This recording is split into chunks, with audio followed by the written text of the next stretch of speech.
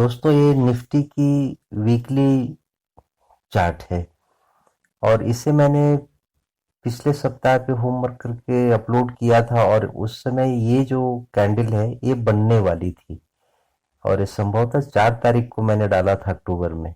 सिर्फ ये बनी हुई थी और उसके बाद मेरा ये रेजिस्टेंस था। ये जो पैरेलल लाइन आप देख रहे हैं, जो अंदर में डॉटेड लाइन रेड कलर की आ रही है और ये मैग्नेट की फोटो यहाँ पे बना दिया हूँ और यही इसकी रेजिस्टेंस थी और यहीं तक ये वीकेंड इसकी कंप्लीट हुई थी। पूरे सप्ताह में यहाँ तक आई थी और इस सप्ताह में इसकी ओपनिंग यहाँ ऊपर हुई, थोड़ी ऊपर गई, फिर नीचे आ गई।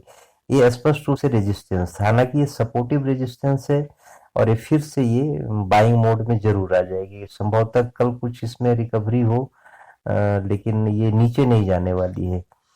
दोस्तों यहाँ पर हुआ ये कि जैसा कि मैंने आपको बताया था कि बाजार गिरा क्यों, तो आप देखेंगे कि ये जो हमारा रेजिस्टेंस बना हुआ है, ये जो मैंने लिया है रेजिस्टेंस, सपोर्टिव रेजिस्टेंस इसे कहते हैं। एक ऐसी रेजिस्टेंस जो तुरंत में ही सपोर्ट का काम करने लगेगी। तो ये जो बनी है, आप गौर करेंगे कि ये 4 कैंडल आप गौर करें, ये चारों कैंडल में से पहली मान लीजिए और दूसरी और तीसरी कैंडल जो है सेंटर में, इसे कॉमन समझ लीजिए, एक बना लीजिए और ये चौथी कैंडल यानी 3 हो गई। तो ये इवनिंग स्टार का सिनेरियो बनता है और वो भी इवनिंग स्टार का जो सेंट्रल कैंडल है, जिसमें 2 कैंडल है, इसमें भी आप देखेंगे बियरिश इनगल्फ किया हुआ है और ये बहुत ही सातिर तरीके से नीचे गिरता चला गया, जिससे शॉर्ट शॉर्ट पिच पैटर्न इसको कहते हैं और काफी तेजी से ये नीचे आई थी।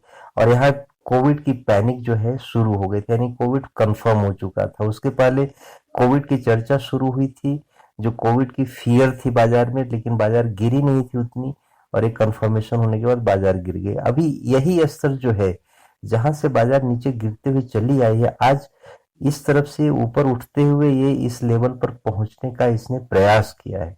और आप देखें कि ये जो स्टिक है जहां से बाइंग आई थी, ये इवनिंग स्टार के अंदर में जो बियरिश इनगल्फ है सेंट्रल कैंडल में, तो यहीं तक ये रेजिस्टेंस थी और यहाँ तक कि अगर क्लोज हुई है पिछले सप्ताह में, इस बार इस सप्ताह में ऊपर ओपन हुई, थोड़ी ऊपर गई, फिर नीचे फाइनली आ गई।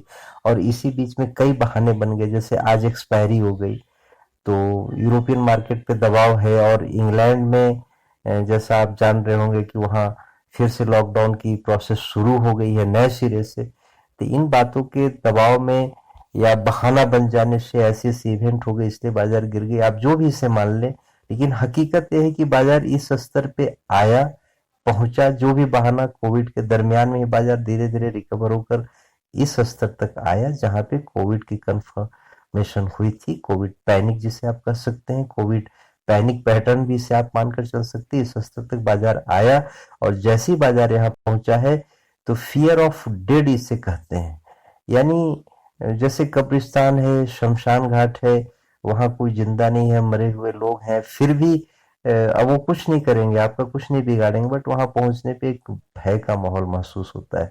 बस वही एक तरह से साइकोलॉजिकली काम यहाँ पे हुआ है और सामने इवेंट ऐसी अपने आप चली आती है और उस अभी होने वाले घटना को लोग पहले से समझ रहे होते हैं और उसी हिसाब से वो उस तरफ, उस मंजिल तक वो पहुंचते हैं और नेगेटिव या पॉजिटिव बहाने को लेकर के वो उस तरह से नेगेटिव या पॉजिटिव परफॉर्म कर जाते हैं। यही चीज बाजार में हुआ। जैसी बाजार में हुई है, आप गौर करेंगे ग्लोबली ऐसा हुआ और गिरावट आ गई और पैनिक हो गई एक तरह से। तब उसमें इन्फी को भी बहाना बना ले या किसी को भी बहाना बना ले, सारे स्टॉक में दबाव आई है, दो चार स्टॉक को छोड़ करके, जैसा आप बाजार में देख भी रहे होंगे। साथियों, फिलहाल ये पैटर्न तो मैंने अपने ढंग से काफी आसानी से पेश कर दिया, लेकिन इसे डिटेल में समझने के लिए काफी वक्त चाहिए होता है और मैं ये प्लान कर रहा हूँ कि आपसे वो सारी डिटेल प्लान के साथ और ढंग से प्रस्तुत कर सकूं। हालांकि ये 10 मिनट और 5 मिनट के वीडियो में पॉसिबल नहीं है, लेकिन फिर भी मैं कोशिश करूंगा छोटे छोटे रेगुलर वीडियोज आपसे शेयर करने की कोशिश हमेशा करता रहूंगा। दोस्तों, फिलहाल तो यहीं तक ये बात है। मैंने काफी साधारण और सिंपल तरीके से अपने व्यूज आपसे शेयर किए। उम्मीद है आपको पसंद आएगी और आपके कमेंट और आप इसे शेयर कर सके, इसे सब्सक्राइब करें, ऐसी एक उम्मीद भी मन में रहती है। उम्मीद है आप ऐसा सहयोग करेंगे मेरे साथ। दोस्तों, बहुत बहुत